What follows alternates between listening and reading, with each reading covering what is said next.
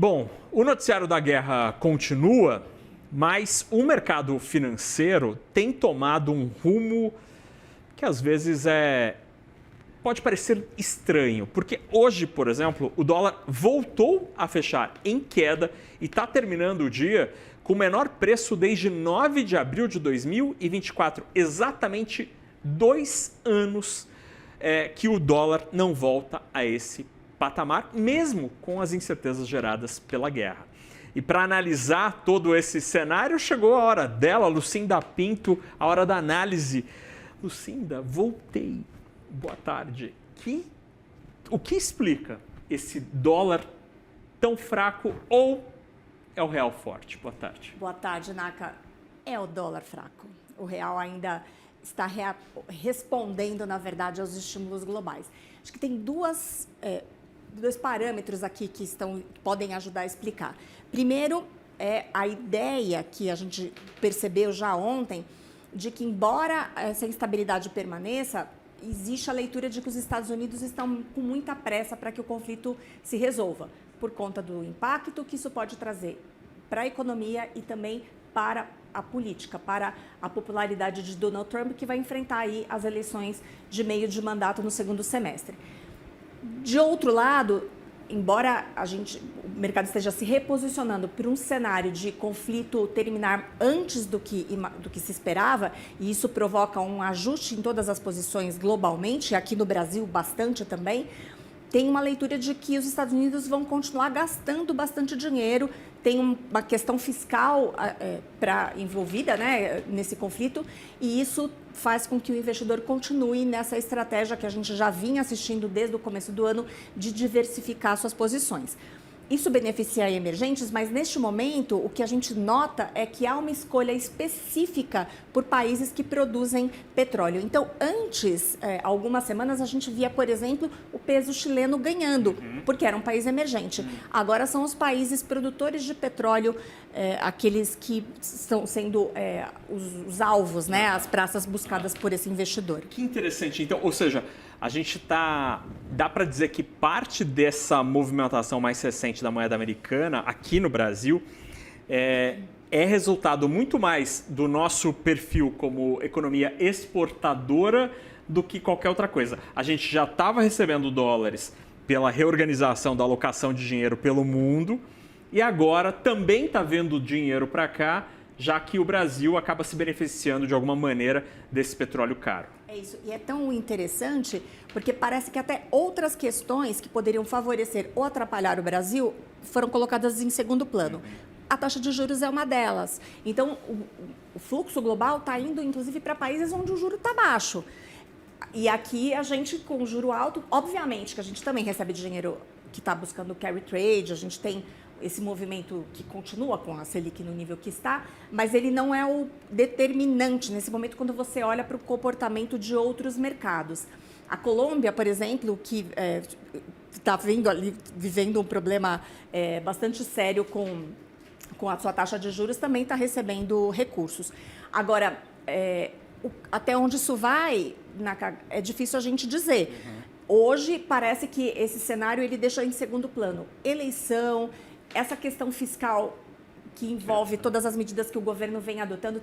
Quando a gente conversa com os profissionais de mercado, existe uma preocupação grande com até onde isso vai, né? As medidas que o governo vem adotando, o quão eleitoreiras elas podem ser.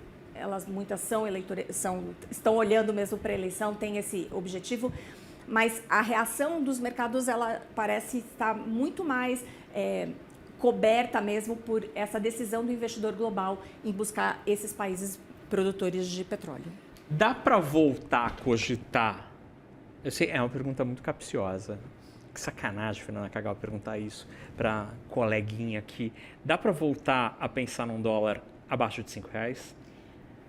Não acho improvável. Faltam só 6 centavos. A né? gente não consegue fazer nenhuma previsão, mas se esse movimento persiste, é possível. Agora, provavelmente será um movimento pontual. Sim. Então, preparem-se, né? Acho que é a hora de comprar. de comprar. Quem tem reais que compre, mas assim, não é improvável que rompa aí pisos. Porque, por causa desse movimento. Agora, não é o lugar onde provavelmente esse câmbio vai se acomodar, mas existe aí é possível. E é interessante porque, ao mesmo tempo em que esse capital, o fluxo, as razões externas são tão fortes, né? Não é que o Brasil esteja atraindo, né? A Lucinda explicou muito bem. É que o dinheiro gringo é que está sendo expulso, ou não expulso, mas sendo repelido de seus mercados originais, os seus mercados tradicionais. Nesse jogo de forças, Lucinda, é muito interessante ver que no fim da história, na última linha ali, o petróleo mais caro, tirado pela guerra, ajuda o Brasil a atrair dólares, como você estava mencionando, né? Agora por ter um perfil exportador, mas também ajuda as contas públicas. Né? Acaba sendo... É muito maluco isso, porque isso é completamente diferente do que a gente tinha, sei lá, 15 anos atrás. Assim, eu não vejo o mercado reagindo de isso, forma né? positiva a Sim. isso, mas isso não está atrapalhando. Então, assim, tira um pouco esse assunto, esfria um pouco esse assunto também. Você tem toda a razão.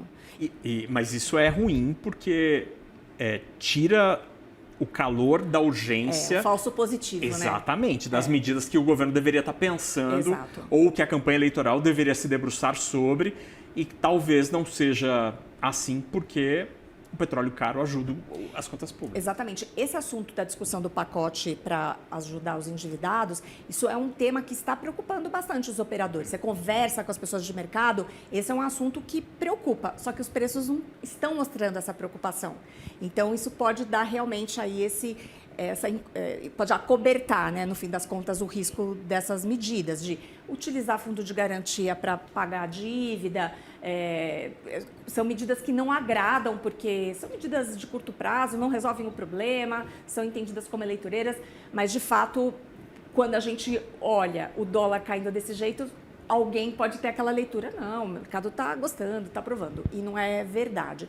Agora, tem uma coisa, Naka, que ontem, essa ideia de que o câmbio se valorizando, isso eventualmente poderia compensar esse aumento do preço do petróleo a ponto de trazer de volta a discussão de um corte de 0,5 ponto percentual da taxa Selic. Mas hoje esse assunto morreu. Acho que o que prevalece, inclusive depois das falas de diretores, especificamente do Davi Newton ontem, o diretor de política monetária, sobre esse cenário, ele disse que seria muita arrogância achar que o fim do conflito resolveria o problema da inflação, encerraria esse problema do aumento da inflação por conta do aumento que a gente já assistiu do petróleo. Então, essa ideia de um corte mais rápido perdeu força e a ideia de que haverá cautela na política monetária é o que prevalece agora. Que acaba ajudando nessa trajetória do dólar fraco por aqui. É isso aí. Obrigado, Lucinda Pinto. Até Que amanhã. bom que você voltou na Kagawa. Não sei, há dúvidas. Até amanhã. Até amanhã.